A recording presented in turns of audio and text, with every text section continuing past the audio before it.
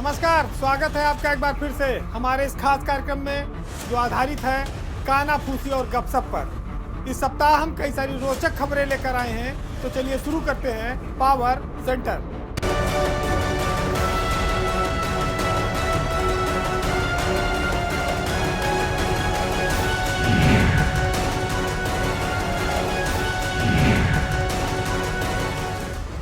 सियासत में हमारे यहाँ एक चलन है कि चाहे पद हो या प्लाट, मंत्रियों का पेट एक बार में कभी भरता नहीं। बात आज ऐसी ही एक खबर की जिसमें एक मंत्री के पास कई सारे प्लाट हैं, इन दोनों चर्चा में हैं, लेकिन प्लाट से उनका पेट अब तक भरा नहीं है। योगी सरकार में करीब 52 मंत्री हैं इस समय उत्तर प्रदेश में, और इसमें से एक मंत्री हैं राकेश सचान, जो अक्सर विवादों में रहते हैं।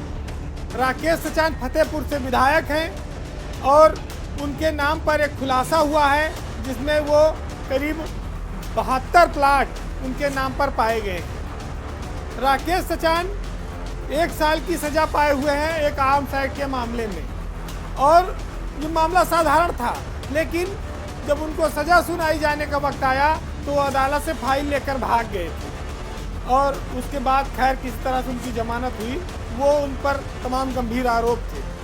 अब एक आरोप ये आया है कि वो सरकारी ज़मीनों का बहुत बड़ा उनके पास अलॉटमेंट है, और जो ये प्लाट हैं 70 से ज़्यादा, इनमें से जो 10% रकम जमा करनी होती है अलॉटमेंट के बाद, वो भी मंत्री जी ने नहीं जमा किया है।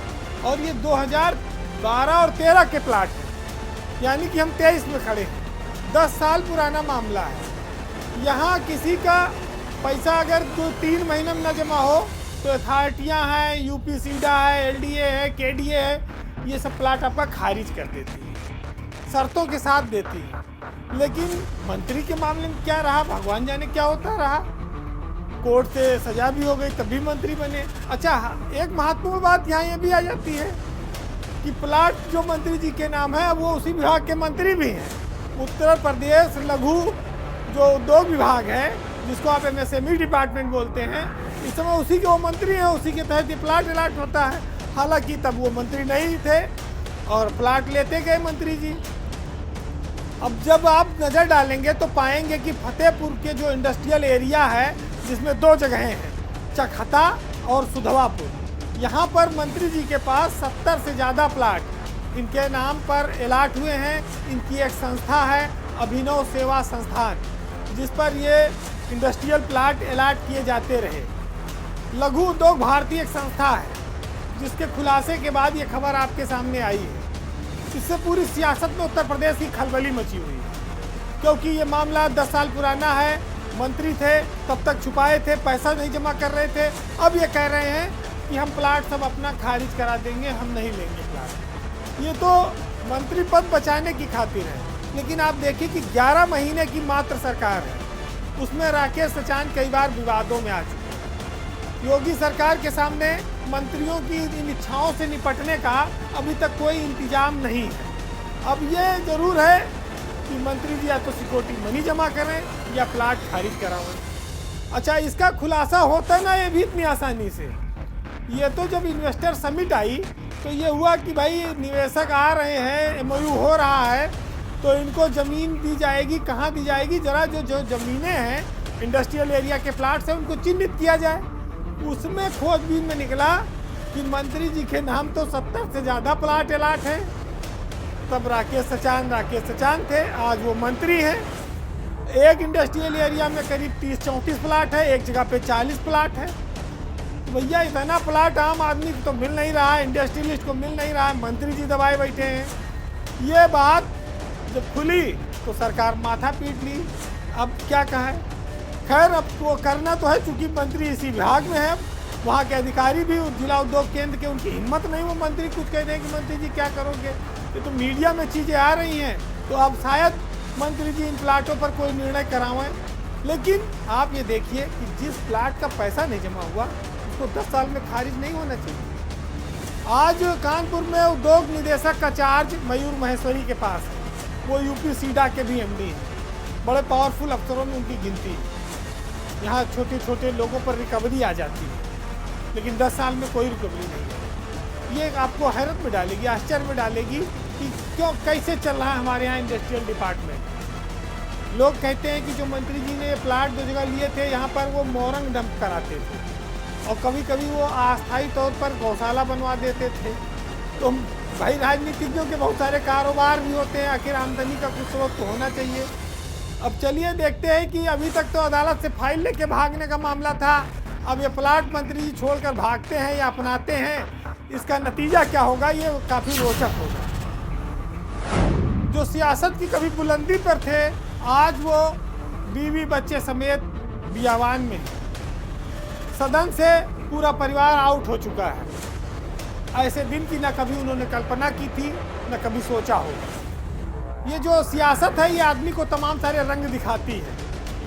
एक टाइम था कि उनकी जेब में सारे कानून हुआ करते थे, कानून की सारी लिस्ट, सरकार की पूरी लगाम सब उनके नीचे होती थी, उनके पैर के नीचे होती थी। उन पर आरोप लगा कि वो दूसरों की ज़मीनें कब्जा करते जा रहे हैं, बहुत सारी ज़मीनें इकट्ठा कर ली हैं। लेकिन अब एक फैसले से उनकी सियासत की सारी ज़मीनें खत्म हो गई। बात उत्तर प्रदेश में बेहद ताकतवर रहे एक ज़माने में आजम खान की हो रही है, जिनके बेटे को 3 साल के भीतर दूसरी बार अपनी विधानसभा की सदस्यता गंवानी पड़ी। तो पहले लोकसभा छीनी, फिर पिता की सदस्यता गई, अब बेटे अब्दुल्ला की भी सदस्यता चली गई। उत्तर प्रदेश में आजम खान का एक वक्त था, एक जलजला था, एक तुनक मिजाजी के लिए उनके इशारे पर लोग हट जाते थे, उनके सामने से उनके गुस्से का सामना नहीं कर पाते थे।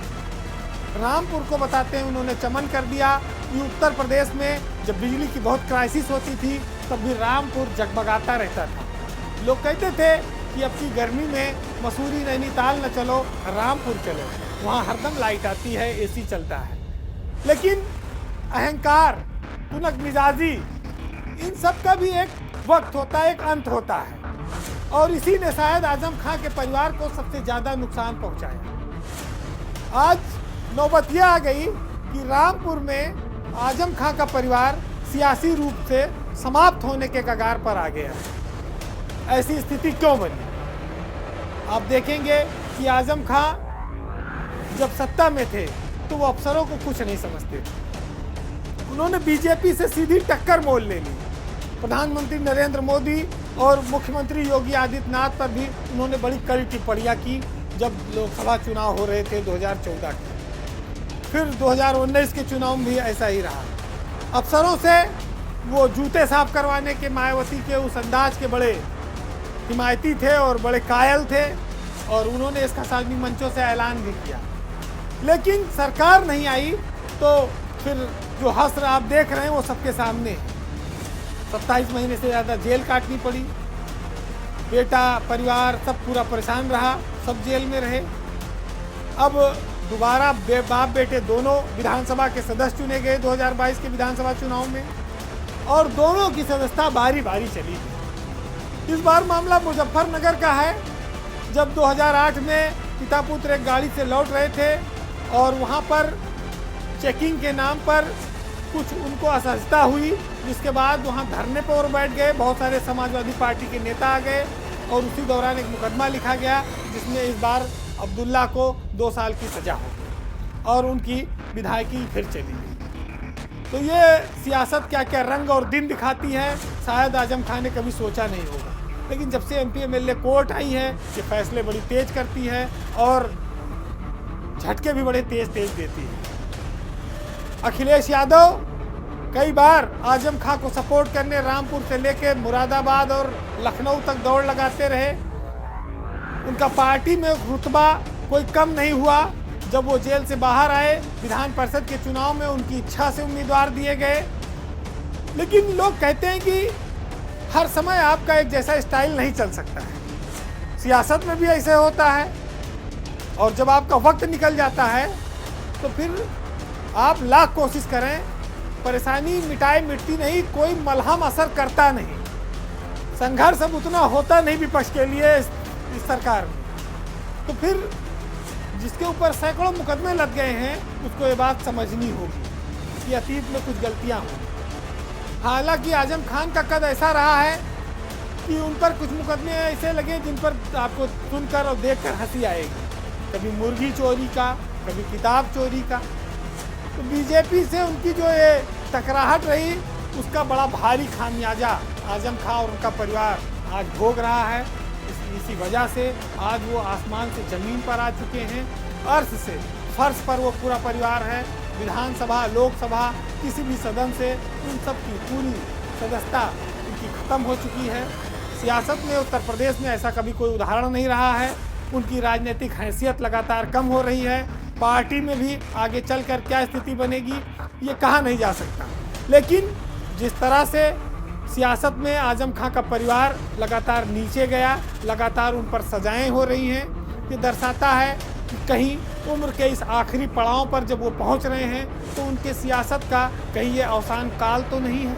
ये एक बड़ा सवाल आज की उत्तर प्रदेश की सियासत में और समाजवादी पार्टी के लिए भी बड़ा महत्वपूर्ण है।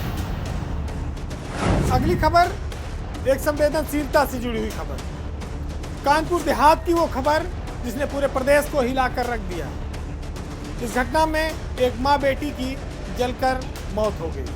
लेकिन चर्चा इस बात की नहीं, चर्चा इस बात की है कि आखिर कैसे अफसरों की संवेदनहीनता के चलते लोगों की जान चली जाती है।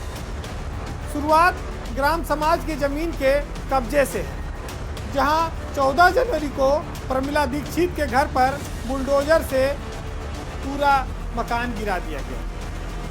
प्रमिला का परिवार जब कलेक्ट्रेट पहुंचा तो वहां पर अफसरों ने उनको भगा दिया, उल्टे उनके ऊपर एक मुकदमा भी लाद दिया गया। परिवार फिर झोपड़ी में आ गया। हालांकि उसने इसी दौरान वहां पर एक मंदिर स्थापित कर दिया और इसकी शिकायत लगातार होती रही। फिर बुलडोजर दोबारा पहुंच गया और उस झोपड़ी को और उस मंदिर को भी तोड़ फोड़ करने लगा। इसी दौरान माँ बेटी ने खुद को आग लगा ली और बुलडोजर से उनको बचाने के चक्कर में वो दबकर उसी में जल गई। कहते हैं कि बुलडोजर की गड़गड़ाहट में एक परिवार की चीखें दबकर रही। अब बात आती है कि ये घटना हुई ठीक है, लेकिन जो कानपुर देहात की डीएम है और जो एसपी है वो पिछले दिनों से महोत्सव में व्यस्त हैं। वहाँ पर रंगारंग कार्यक्रम चल रहा है। वहाँ पर डांस, गीत, संगीत, तमाम सारे नृत्य के कार्यक्रम चल रहे हैं। डीएम का जो वीडियो है वो काफ़ी वायरल हो रहा है। नेहा जैन 2014 बैच की आईएएस हैं, कानपुर की ही रहने वाली हैं। बगल के ज़िले में वो डीएम हैं और उन्होंने कैलाश खेर के साथ जो डांस किया, हुला हुप जो डांस करते नज़र आ रही, चक्का डांस जिसको लोग कह रहे हैं, वो बड़ा लोकप्रिय हो रहा है, बड़ा वायरल हो रहा है। एक जिला अधिकारी ऐसे नाचता हुआ दिखता है तो शायद कई बार यकीन नहीं होता कि क्या वाकई में डीएम है। लेकिन कई बार माहौल के अनुसार आदमी हो सकता है कुछ मन के उद्गार व्यक्त करता है। नेहा जैन का ये पहला जिला है। राजनीतिक दबाव में लोग बताते हैं कि इस तरह की घटना हुई। डीएम इस राजनीतिक प्रेशर को हैंडल नहीं कर पाई और उनको इस परिवार पर बुलडोजर चलाने का निर्णय करना पड़ा। लेकिन उनका यह निर्णय उत्तर प्रदेश की सरकार और ब्यूरोक्रेसी के शीर्ष पर बड़ा भारी पड़ा है, क्योंकि मैनेजमेंट सरकार को ही करना पड़ता है, किरकिरी सरकार की होती है, अफसरों को ही सब चीज़ों के लिए आगे आना पड़ता है। कमिश्नर मंडला आयुक्त कानपुर राजशेखर ने काफ़ी इसमें समझदारी दिखाई। इसी वजह से ये मामला पूरी तरह से सरकार निपटा पाई। हालांकि ब्रजेश पाठक जो मंत्री हैं उन्होंने भी काफ़ी परिवार को समझाया, तब जाकर वो लोग 100 को उठाने पर राजी हुए। लेकिन आप ये सोचिए कि जिस बुलडोजर का निर्माण माफियाओं के लिए, अपराधियों के लिए कहर बनकर टूटने पर किया गया था, बड़े बड़े नाम जिनके लिए गिने जाते हैं, मुख्तार अंसारी, अतीक अहमद, जो बुलडोजर से डरते हैं, जिन पर ये टूटता है कहर बनकर, क्या अब उस बुलडोजर को गरीब की झोपड़ी पर इस्तेमाल करने की छूट होनी चाहिए? एक साथ लोगों को इस तरह उजाड़ने की इजाज़त देनी चाहिए अतिक्रमण के नाम पर? ये एक बड़ा सवाल आया है आज सरकार के सामने। लोग ये कहते हैं कि कानपुर की घटना से बुलडोजर संस्कृति का पतन भी शुरुआत हुआ है, क्योंकि यहाँ अफसरों की बहुत बड़ी चूक सामने आई। दो जिंदगियों, ये जो निरंकुश अफसरशाही है, उनके कारण ये जलकर समाप्त हो गई। डीएम नेहा जैन के नृत्य को भले ही लाखों लोगों ने पसंद किया हो, लेकिन आज उस जिलाधिकारी का नृत्य सैफई महोत्सव की याद दिलाता है जब बीजेपी उनकी आलोचना करती है, क्योंकि उस समय भी सैफई महोत्सव हो रहा था जब पश्चिमी उत्तर प्रदेश में आग लगी हुई थी। आज बस फर्क इतना है कि उस समय नेता मदान थे, आज अफसर मदान है। और हैरत की बात यह है कि सरकार ने एसआईटी गठित की, लेकिन अफसरों पर अभी तक कोई बड़ी कार्रवाई नहीं की। पावर सेक्टर में बात अब एक दिलचस्प खबर की, एक रोचक खबर की, जो ग्लोबल इन्वेस्टर समिट हुई, फिर उत्तर प्रदेश में G20 का इतना बड़ा प्रोग्राम हुआ, इनाग्रेशन हुआ। लेकिन हमारे यहाँ देश विदेश से चाहे निवेशक आ जाएं, भारत को G20 की अध्यक्षता मिली, वो भी एक सम्मान का काम था। लेकिन अफसर अपना खेल करने से बाज नहीं आते हैं। आज हम आपको G20 की मेज़बानी में लखनऊ में जो मेहमानों के लिए खान पान की व्यवस्था की गई, जो मेहमानों के लिए पलक पावड़े बिछाए गए, रेड कारपेट रहा, जो होटल 5 स्टार आलीशान व्यवस्थाएं रहीं, उस पर एक छोटी सी नज़र डालेंगे। मामला ये है कि राजधानी में इन दिनों एक होटल बड़ा चर्चा में, उस होटल का नाम है द सेंट्रम। ये होटल अंसल एपीआई में बना हुआ है, लेकिन इस होटल पर सरकार बड़ी मेहरबान है। इन्वेस्टर समिट हो, G20 हो, उसके दौरान ये होटल बड़ा चर्चा में रहा। वैसे तो होटल में प्रोग्राम होते हैं 5 स्टार 7 स्टार में, क्योंकि दुनिया के लोग आते हैं, बड़े बड़े उद्योगपति आते हैं, कोई समस्या नहीं। और लखनऊ में बहुत बड़े बड़े होटल हैं भी, ताज होटल है, हयात होटल है और पिकेडली है, तमाम कई सारे 5 स्टार होटल्स हैं, फेयरफील्ड है, मैरियट है, रेनेसा है। लेकिन ये द सेंट्रम कौन होटल है, लोग जान नहीं पा रहे थे। ये भी 5 स्टार है, लेकिन वहीं पर सारा प्रोग्राम हो, इसके पीछे क्या लॉजिक है? ये होटल क्यों चर्चा में है? वैसे तो ये होटल लखनऊ शहर के जो लखीमपुर के रहने वाले हैं व्यापारी सर्वेश गोयल के नाम पर है, लेकिन लोग ये कहते हैं कि इस होटल में चेहरा कोई और है, पर्दे के पीछे से ताकत किसी और की है शायद। अब इसकी सच्चाई प्रमाणित होना बाकी है, लेकिन इस होटल पर एक ताकतवर नौकरशाह का हाथ होना बताया जाता है, जिसके चलते इस प्राइवेट होटल की खातिर, होटल तक तो ठीक था आयोजन, लेकिन जब दुनिया के लोग आ रहे हैं तो फिर भाई सौंदर्यीकरण भी होगा, उसी तरह चीज़ें भी होंगी। अंसल एपीआई एक 420 व्यक्ति नाम का घोषित हो चुका है, लोगों का प्लाट लेके मारे हुए हैं, सुशील अंसल के ऊपर दर्जनों मुकदमे हैं, और वो प्राइवेट हाईटेक टाउनशिप है। वहाँ पर जो डेवलपमेंट होगा, जो खर्चा होगा, वो सब सुशील अंसल को करना चाहिए। लेकिन सेंट्रम होटल के आसपास सरकार ने अपने पैसे से सड़क बनवा दी, सौंदर्यीकरण करवा दिया, डिवाइडर बनवा दिया, तमाम सारे काम हो गए वहाँ कई करोड़ के। भाई मरता क्या न करता, इज्जत बचानी थी, इतना बड़ा प्रोग्राम हो रहा था, दुनिया के लोग, पीएमओ से निगरानी थी, G20 सम्मेलन था, लेकिन भाई और भी होटल खाली थे, वहाँ शायद सरकार का इतना पैसा न खर्चा करना पड़ता। प्राइवेट प्रॉपर्टी पर सरकारी पैसे से इतना सौंदर्यीकरण का कोई उदाहरण आपको इससे पहले नहीं मिलेगा। फिर क्यों सरकारी तंत्र का करोड़ों रुपया इस होटल के सौंदर्यीकरण पर खर्च किया गया? क्यों नहीं प्राइवेट जो बिल्डर है और जो मालिक है उसको इसके लिए कहा गया कि वो करें? लेकिन आज सेंट्रम ने लखनऊ के बहुत बड़े बड़े होटलों को पछाड़ रखा है, सिर्फ इसलिए नहीं कि वो 5 स्टार है, इसलिए कि उसके पास पावर बहुत है। इस समय तमाम अंतर्राष्ट्रीय होटल उसके सामने जिनकी चेन है वो मुँह बाए खड़े हुए हैं। लेकिन एक प्रभावशाली नौकरशाह के दबाव में ऐसा माना जा रहा है कि इस होटल के इर्द गिर्द बहुत सारे सरकारी पैसे से काम कराए गए। अब ये बेहद ताकतवर नौकरशाह कौन है, ये सरकार में सब लोग जानते हैं, लेकिन कोई हिम्मत नहीं है कोई बोले।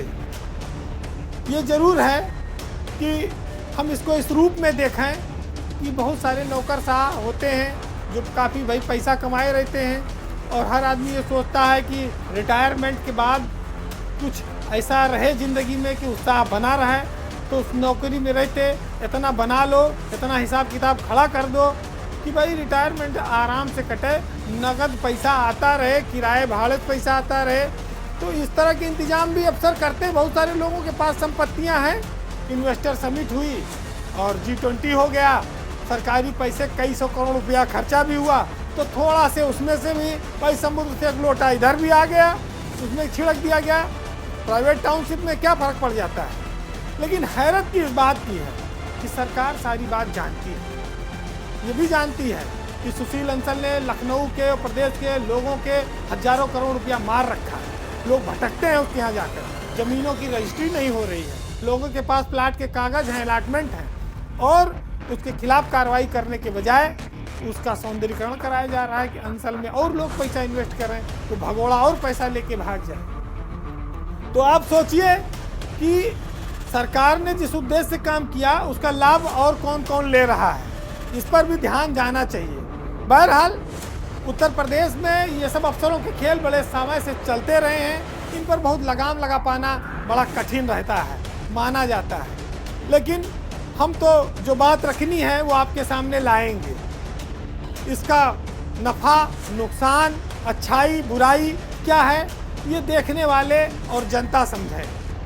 आज साहित्य में आपको हम प्यार मोहब्बत की बातें करके छोड़ेंगे, तो सुनिएगा कि मोहब्बत का कानों में रस घोलते हैं, ये उर्दू ज़ुबान है जो हम बोलते हैं। है नादा यहाँ पर जो लब खोलते हैं, कहीं पत्थरों के सनम बोलते हैं। और फले फूले कैसे ये गूंगी मोहब्बत, न वो बोलते हैं न हम बोलते हैं। नमस्कार।